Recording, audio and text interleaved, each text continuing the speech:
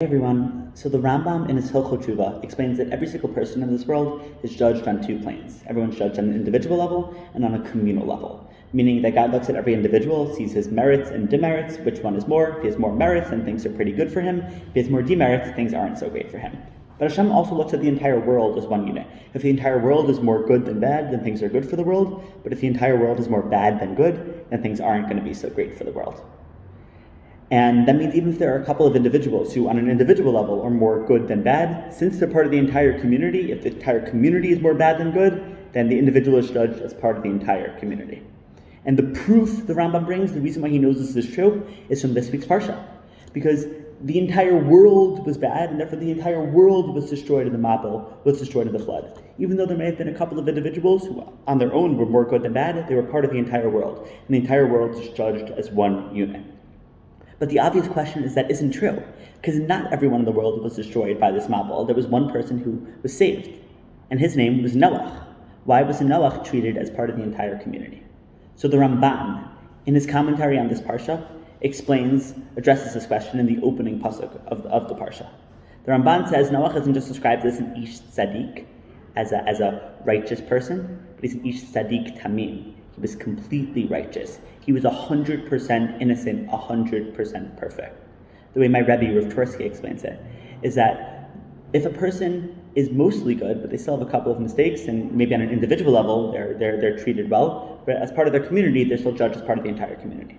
Only if a person is 100% perfect, has never made a single mistake in their life, are they able to be isolated from the whole, separated from the whole, and not judged as part of the entire community. Which seems like a pretty great thing. It seems like a really high level that Noach was able to achieve. So why is it that the Gemara in Sanhedrin, when explaining the fact that Noach was a tzaddik, says that Yish Dorshim Lignai? Some people say it's a bad thing, it's a disparaging thing to call Noach a tzaddik, to call Noach an 100% righteous person. That Noach may seem good in his generation, but if he were to be compared to someone like Abraham, then Noach wouldn't be so great. How could someone who's 100% perfect ever be considered not so great? So maybe there's such thing in life as being too perfect. What do I mean? The Gemara in Bava Batra says that there are 4 people in this world who never sinned for their entire life. Who are those 4 people? The Gemara says as follows. Number 1 was Binyamin, the son of Yaakov. Number 2 was Amram, the father of Moshe. Number 3 was Yishai, the father of David. And number 4 was Kilav, the son of David. And the question is, what do these 4 people have in common? Binyamin, Amram, Yishai, and Kilav? It's true that none of them sinned, but also none of them appear in the Torah at all, meaning their names all appear, but we know almost nothing about any of them. None of them have any dialogue. They seem to be completely isolated and removed from the conversation, which essentially teaches us that the price to pay to be perfect is that you have to be isolated from the world. You can't be involved. And this Gemara in Bava Batra doesn't just list these 4 people, but it lists their relatives. It says Binyamin is the son of Yaakov, Amram is the father of Moshe Rabbeinu, Yishai is the father of David HaMelech, Kilav is the son of David HaMelech. All of these people, Yaakov, Moshe, David, these were all leaders. These are leaders, people who made mistakes, but they were part of their community, and they contributed so much. And they're the names we remember, not the names of Binyamin, Amram, Yishai, and Kilav.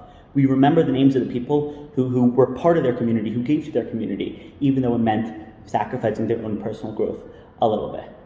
And maybe that's exactly the thing with Noach. Yes, Noach was a great tzaddik. He was a big tzaddik from his Kepler to his Visala. But Noach was 100% perfect.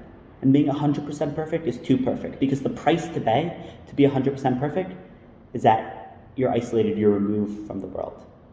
And that's why when you compare Noach to a person like Abraham Avinu, Abraham is someone who was involved in the world. He did kiruv. He tried to show people about HaKadosh Baruch Hu. Abraham was a person who fought for what was right. He stood up. He stood up against Nimrod. He stood up against Hashem when Hashem was trying to destroy the city of Sodom. Abraham was willing to dirty himself in order to be involved with the people.